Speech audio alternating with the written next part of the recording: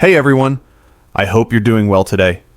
There's a major proposal moving through the Senate that could mean a real change in the lives of millions of Americans, especially our seniors, retirees, and disability benefit recipients. It's a new bill that would raise Social Security benefits by $200 per month. That's right, an additional $200 in your check every month for millions of people across the country who rely on these benefits to make ends meet. Now, before we get into all the details, let's take a step back and think about what that really means. $200 might not sound like a lot to some lawmakers sitting in Washington, but for millions of Americans living on a fixed income, it could be the difference between paying for groceries or skipping meals, filling a prescription, or cutting a dose in half. Would that kind of increase make a difference for you each month? Let me know down below. I'd really love to hear your thoughts on that. Because when we talk about these proposals, we're not talking about abstract numbers. We're talking about real lives, about people who've worked hard their whole lives and deserve to live with dignity and security in retirement. So let's walk through exactly what's happening with this new proposal. This bill, which has been introduced by a group of senators in Washington, aims to provide an across-the-board $200 monthly increase to all Social Security beneficiaries. That means retirees, SSDI recipients, and those on SSI could all see that bump if the legislation passes. The proposal is part of a broader effort to strengthen Social Security and to help older Americans cope with the rising cost of living that's been hitting households hard over the past few years. Supporters of the bill say it's long overdue.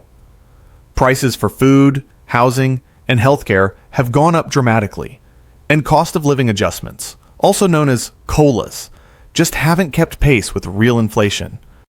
In 2025, the COLA increase was modest compared to how much everyday costs rose.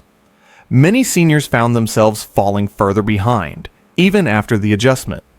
The lead sponsors of this bill argue that Social Security should reflect the economic reality that millions of Americans are facing today. They point out that the last few years have been especially tough for older Americans on fixed incomes. Inflation, rent hikes, and medical expenses have taken a heavy toll. In some states, even utilities and basic household goods have seen double-digit price increases. And for those living on $1,200 or $1,400 a month, there's simply no margin left to absorb those costs. Let's put that into perspective with a human story. Take someone like James, a retired veteran in Ohio. He's been living on about $1,480 a month in Social Security. After paying rent, utilities, and medication, he has maybe $150 left for food and everything else. He's not living extravagantly. He's surviving. An extra $200 per month would mean he could finally keep up with his grocery budget, refill his prescriptions on time, and maybe even save a little for emergencies. Or Mary in Arizona, a 72-year-old widow whose fixed income just isn't stretching like it used to. She told a local paper that after paying her bills, she started skipping meals or relying on food pantries. When asked what a $200 increase would mean, she said, "It would mean peace of mind. Just knowing I could cover my basics without worrying." That's what this bill is trying to address, the real human struggle behind the numbers. Now, the question many people have is, why now? Why is Congress taking this up at this moment? Part of the reason is that lawmakers have been under increasing pressure to take action. Over the past few years, polls have shown growing concern among voters about retirement security. Many people feel the system isn't keeping up with the economy, and lawmakers know that Social Security reform is not just a policy issue, it's a political one too. With another election season around the corner, there's renewed interest in showing action for seniors and working families. Economically, this proposal is being framed as a form of targeted stimulus, one that goes directly into the hands of people who are most likely to spend it on essentials. Unlike corporate tax cuts or large-scale infrastructure bills, an increase in Social Security checks goes straight into local economies through grocery stores, pharmacies, and utility payments. But of course, as with every major proposal, there are two sides to the debate. Supporters argue that this is a moral and economic necessity. They believe the government has a responsibility to protect older Americans from poverty, especially after decades of paying into the system. They say that seniors are being left behind while corporations and billionaires continue to benefit from tax loopholes and subsidies. Opponents, on the other hand, raise concerns about cost and sustainability. They point out that the Social Security Trust Fund is already projected to face shortfalls in the coming decade. Without structural reform or increased revenue, adding $200 a month across the board could accelerate those funding challenges. Some lawmakers suggest that rather than across-the-board increases, Congress should focus on targeted relief for the lowest income recipients or on long-term solvency solutions.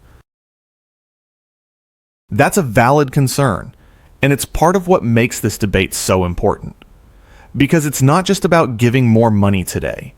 It's also about ensuring that Social Security remains stable and available for future generations. Now, to understand how this might work financially, it's worth taking a quick look at how benefits are calculated and adjusted. Each year, the Social Security Administration uses something called the CPIW, the Consumer Price Index for urban wage earners and clerical workers, to calculate the annual cost of living adjustment, or COLA. The goal is to keep benefits in line with inflation, but the problem is the CPIW doesn't fully reflect the spending patterns of seniors, who often spend a larger share of their income on healthcare, housing, and food. So even when benefits rise by 2 or 3%, it's not enough to offset what retirees actually face in real life. That's why some experts have been calling for a senior-specific inflation index, one that measures costs more accurately for older Americans. Others propose expanding Social Security's funding base, such as lifting the payroll tax cap, the limit on income subject to Social Security taxes.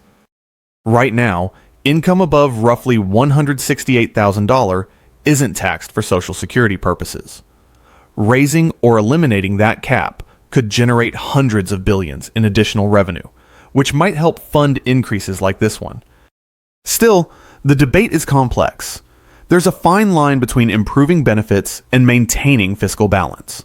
For everyday Americans, though, the issue feels a lot simpler. It's about survival. It's about fairness. It's about dignity. Many seniors feel they've done their part. They worked, paid taxes, raised families, and contributed to society for decades. Now, they're asking for stability in their later years, and that's what this bill tries to deliver. Economists point out that an increase like this could actually help local economies too. When retirees have a little extra money in their pockets, they spend it on groceries, small repairs, and healthcare, all of which keep local businesses afloat. So it's not just a social policy, it's an economic boost that ripples outward. On the other side, fiscal conservatives argue that any new spending must come with a plan to pay for it.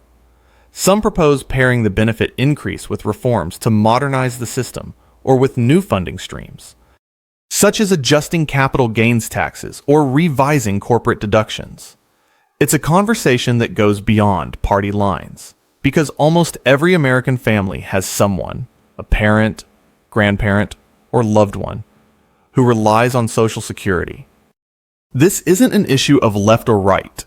It's an issue of right and wrong. In the coming weeks, this proposal will likely face committee debates and budgetary scoring. Lawmakers will have to decide whether the benefit to millions of Americans outweighs the fiscal concerns.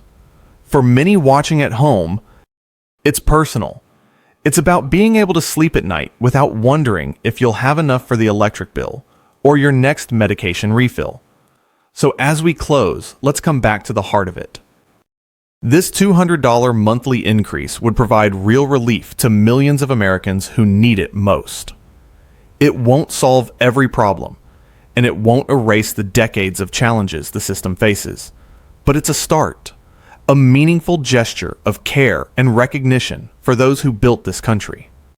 Should Congress approve this bill as a short-term relief measure, or should they focus on a more permanent fix to strengthen Social Security for future generations? I'd really love to hear what you think. Please share your thoughts in the comments. Your voice truly matters here.